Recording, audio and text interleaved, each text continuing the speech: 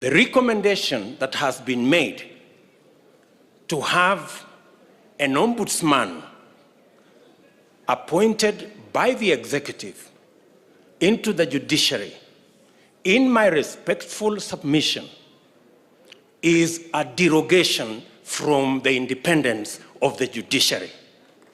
And we must be careful. We must be careful about the independence of institutions. We are coming from a history where judges received telephone calls, where courts were held at night. We do not want to go there. Let me say, on the matter of IEBC, the recommendations that I have read say that political parties participate in the appointment of commissioners to IEBC.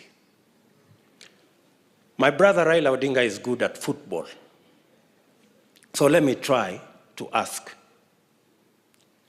how fair will be a league where the referee is appointed by teams? And not all the teams, some teams. How fair will this league be? If you persuade me that you will end up with a fair game, fine. That's what I'm saying. So if you tell me it is okay for some players, for some teams, not all the teams participating, to appoint the referee, if that's what we are saying, I have my reservations. And I need to be persuaded, like many other Kenyans, that that is fair. On the third issue, you have heard me, I have heard you. And I think that is good progress. It's good progress. You've heard me, and I have heard you. You think it's fair?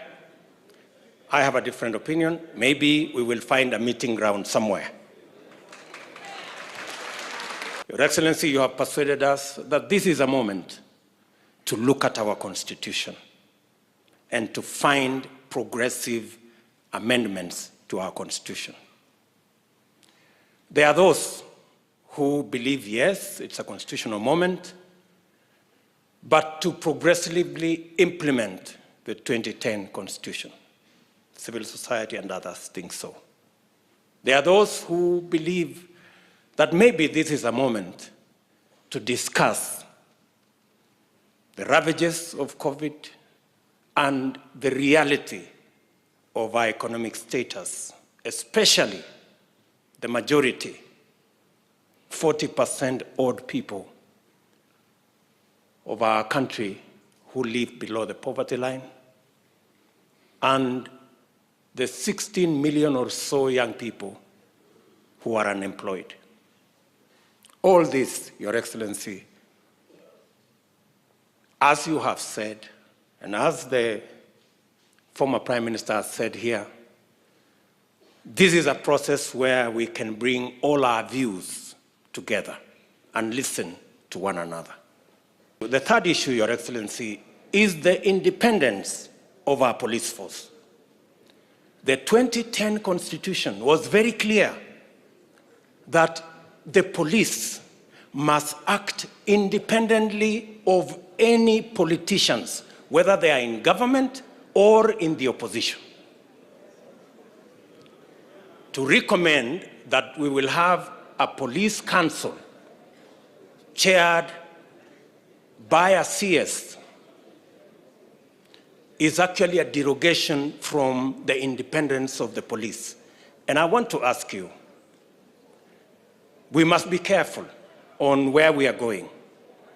Today, you may have the latitude to do what you think will be right as per you.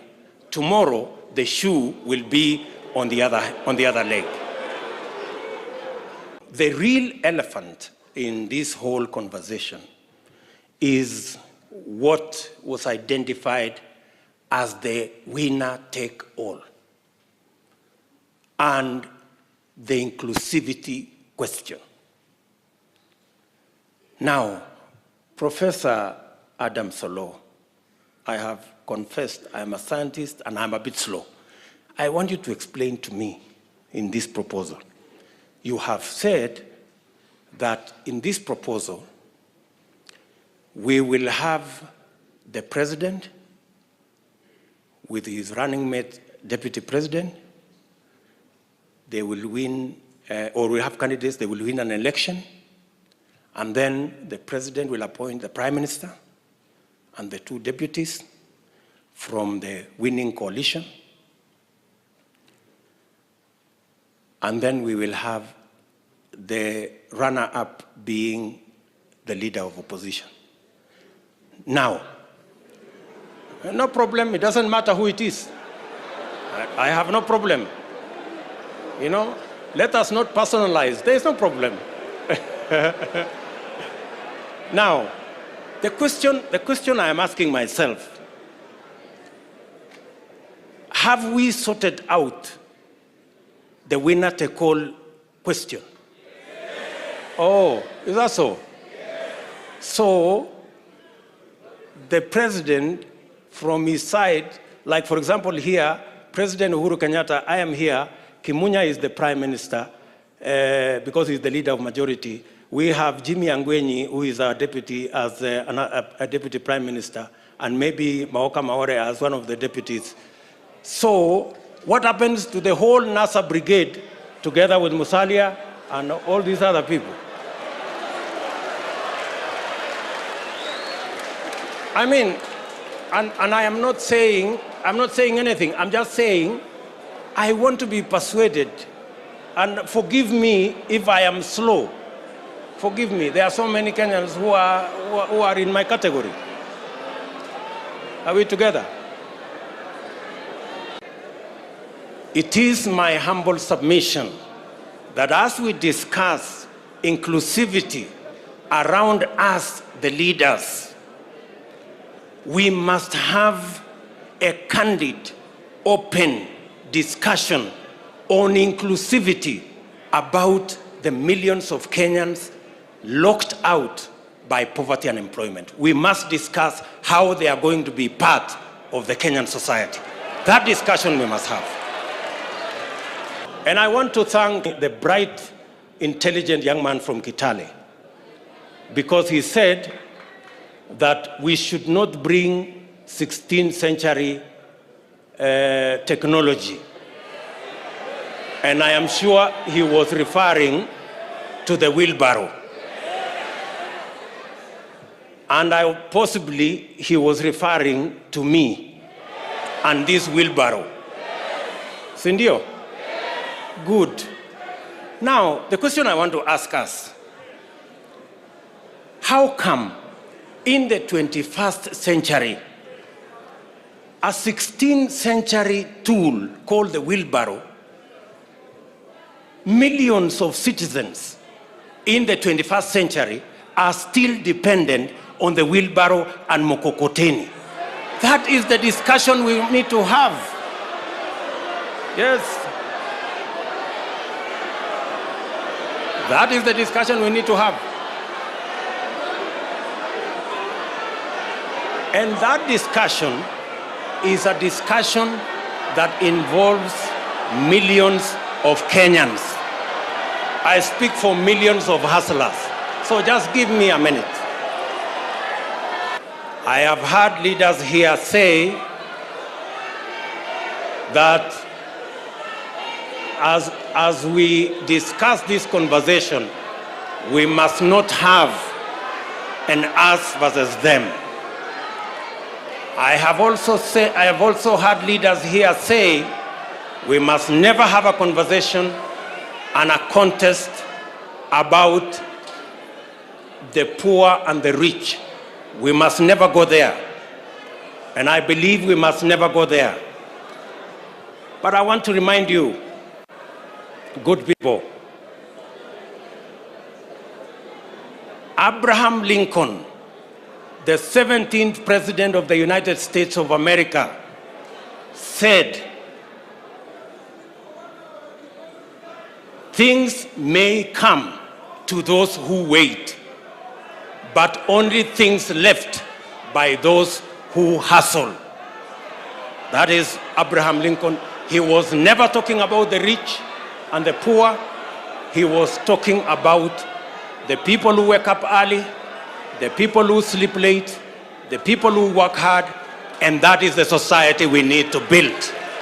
On matters to do with devolution, I agree that the increase to 35% is progressive, and that we must devolve more resources to counties. But accompanying the increase of resources to 35%, we must also ensure that the Senate has the necessary constitutional power to ensure that those resources are available and they are used properly.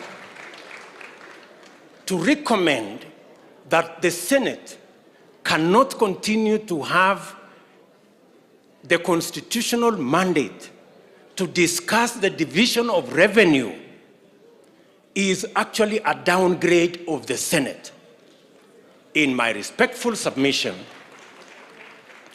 with additional resources and with some members of parliament now being members of the executive because of the appointment of some members of parliament as members of the executive. In fact, the recommendation should not be a downgrade of the Senate, it should be an upgrade of the Senate to the upper house.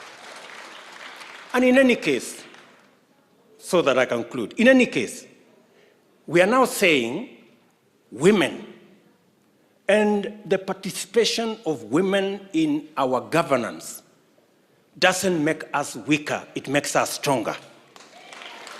It doesn't make us lesser, it makes us greater. If we are saying in the proposal that women now go to the Senate, and you are saying that when women go to the Senate, they are going to a Senate which has been downgraded, which has no responsibility on matters of resource allocation. Are you enhancing the participation of women, or are you downgrading the participation of women? I mean, we are having a frank and honest conversation, good people, and it's good for us to listen to one another. So if we are saying women who today are sitting in the National Assembly, where resources are being discussed, if we take them from the forum where resources are being discussed and take them to a downgraded Senate, we are making the participation of women nominal. The participation of women should be substantive, in my respectful submission.